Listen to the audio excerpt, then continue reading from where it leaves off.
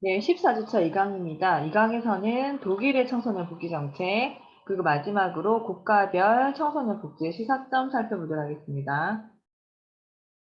네, 독일의 청소년 복지 정책입니다. 여러분들 이제 독일 같은 경우는 독일의 그 청소년 복지 관련법은 청소년 근로보호법, 그다음에 청소년 보호법, 그다음 보시는 바와 같이 이제 형법 중에 하나로 청소년 성보호법으로 나눌 수 있습니다. 그래서 이 법에 따른 청소년 복지 정책 살펴보도록 할게요. 첫 번째 청소년 근로보호법입니다. 이 청소년 근로보호법은 18세 미만의 청소년 근로에 대한 강력한 효력을 가지고 있고요.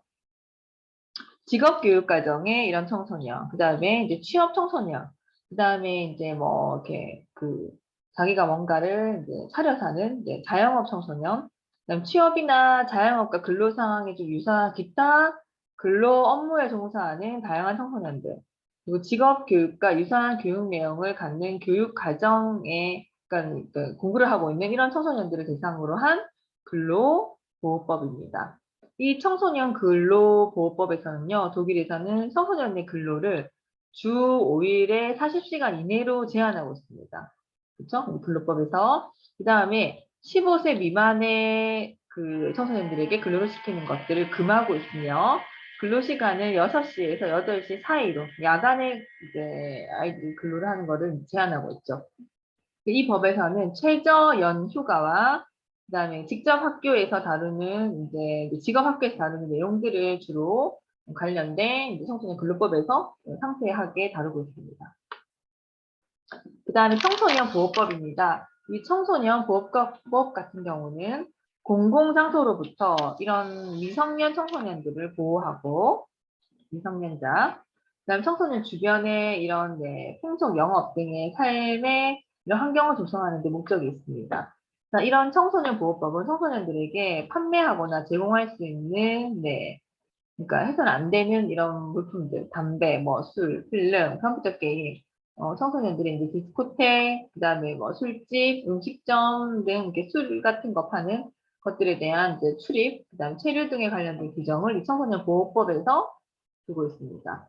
그다음에 독일의 이런 청소년 성보호, 우리나라처럼 형법과 관련된 내용인데요.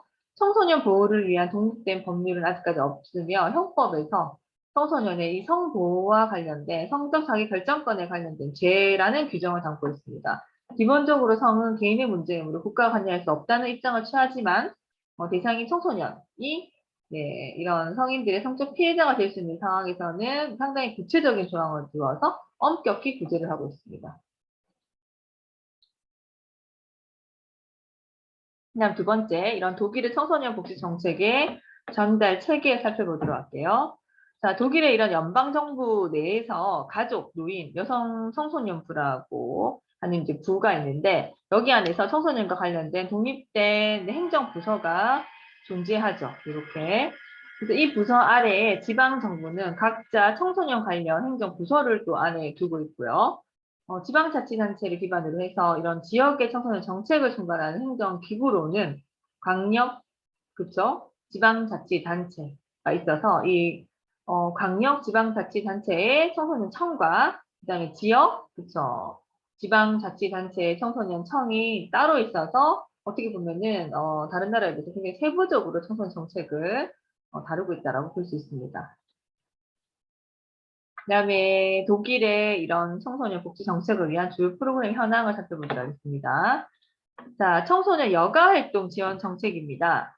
청소년 복지의 과제를 개발하고 진행하는 책임은 어떻게든 공적 청소년 복지 기관, 다시 말해서 청소년 청에서 담당을 하지만 청소년 복지 현장의 실천 과제는요, 민간 단체에서 주로 담당을 하고요. 대부분의 상당 부분은 자원봉사자들에 의해서 해결한다고 합니다. 그다음 두 번째, 아동 보육 및 양육 지원 정책. 독일의 이런 정책을 보시면 독일은 아동 보육 시설이 바로 유치원, 방과후 보육, 그다음에 어린이방, 영아방, 그다음에 가정 보육 등이 있으며 이런 것의 이제 활동 내용을 보시면 연방법인 아동 청소년 지원법과 그다음에 주 시행령에서 따릅니다. 그다음에 이제 양육 지원 및 상담에서는 양육 상담, 케어 상담이고요. 그다음에 이제 수양 가정 양육, 그다음에 사회 교육적 가정 지원, 그다음 시설 양육 등이 있으며 부모의 별거나 이혼을 상담해주는 가정 지원 서비스도 제공이 되고 있습니다. 그다음에 위기 청소년 보호 및 지원 정책을 보시면요. 자, 독일에서는 위기 청소년들에게 청소년 상담소, 그다음에 아동 보호 전화, 응급 보호소, 그다음 청소년 보호소를 두어서 위기 상황에 대해서 보호 요청을 할 수 있도록 되어 있고요. 자, 이에 따른 보호 조치로는요. 청소년 양육권자의 동의, 이제 주 양육자 의 동의와 미성년자 재판소의 그러니까 판결에 이러한 내용들을 따르고 있습니다.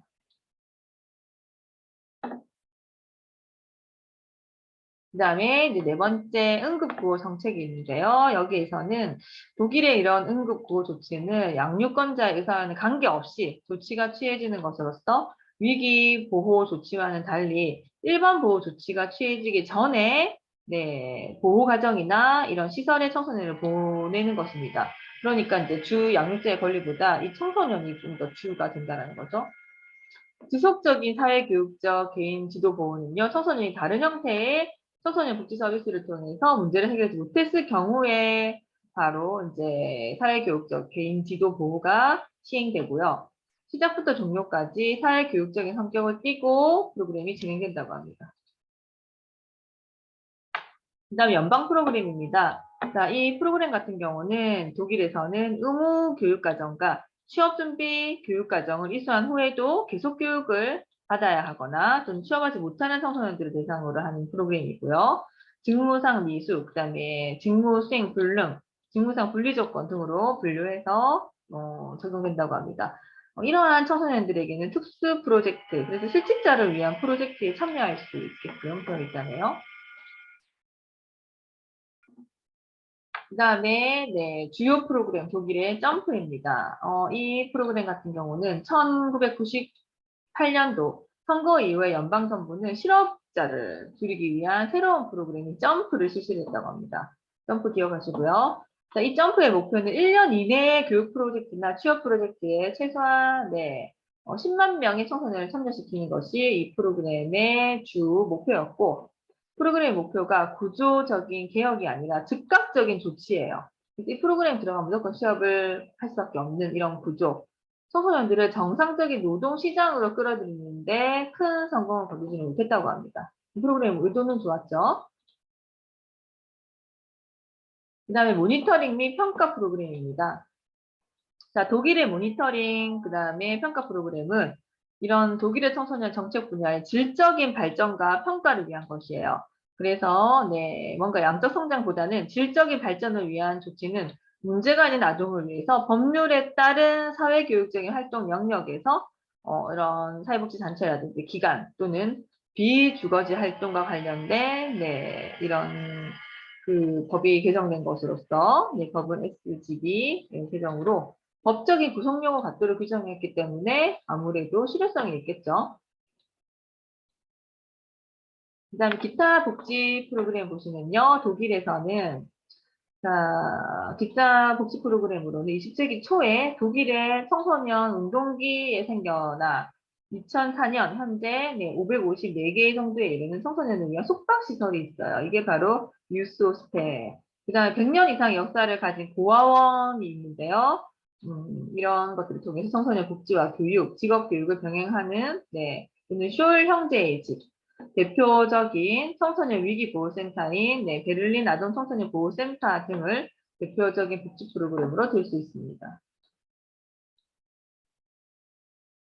그 다음에 마지막으로 국가별 청소년 복지 시사점 마무리하도록 하겠습니다.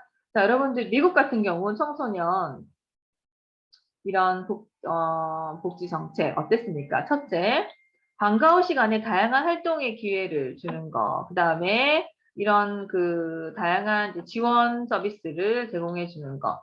방과 후 운동이 바로 학교 폭력, 학교 중퇴, 기타 학교 관련 문제가 심각한 우리나라 상황에서도 바로 이 청소년 교육의 질적 향상을 도모하는데 이 미국의 청소년 정책은 도움이 될 것이다. 그다음에 두 번째 한번 볼게요. 자, 여러분들 이제 증가 추세인 청소년 가출을 감소시키고 이 청소년 가출을 예방하기 위해서 관련법의 제정과 이 법에 따른 중장기적인 거주를 할 수 있는 쉼터를 제공했었죠. 그리고 가출 청소년들이 사회생활에 독립적으로 적응할 수 있는 기술을 가르치고 훈련하는 프로그램이 개발되어 있었습니다. 이것 또한 우리나라에 도움이 될 수 있겠죠. 그 다음에 세 번째, 자, 청소년의 올바른 가치관 형성, 발달을 위해서 지속적인 관심을 가져주는 성인 멘토와의 정기적인 만남이 있었습니다. 이런 만남을 통해서 현실에 대한 올바른 이해 능력을 기를 수 있는 멘토링 프로그램 또한 네, 우리나라에도 활성화되면 좋을 것 같습니다.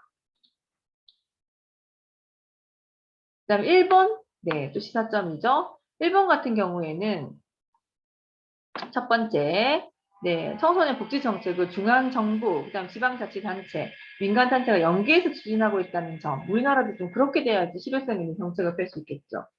자, 일본은 지방 내 청소년 행정이 굉장히 잘 발달되어 있습니다. 그래서 지방자치단체의 각 부서, 그다음에 공안위원회 또는 교육위원회 등 청소년 관련 업무가 각각 부서에 이제 할당되어 있습니다. 그래서 중앙에서는 지방자치단체의 청소년 관계 주무 담당자 회의 등을 통해서 각 내부, 각각의 부서 안에 내각부, 그다음에 관계 부서, 시책, 사업 설명회를 통해서 중앙과 그다음 지방 그 조직 단체가 잘 연계되어 있습니다. 이것 또한 하나의 이제 그 시스템이 모델링이 돼서 우리나라에 좀 적용되면 좋을 것 같네요. 그다음에 셋째, 일본의 이런 청소년 육성 사업 같은 경우는 국민운동으로 홍보 계몽 활동이 굉장히 많은 것이 특징이었죠. 그래서 이제 이러한 일본의 활동이 우리나라에서도 좀 범국가적인 차원에서 약간 계몽 사업, 청소년 사업으로 이루어질 수 있도록 국민적인 공감대를 형성할 수 있어야 될 것 같습니다. 그 다음에 독일 같은 경우 청소년 정책의 시사점요.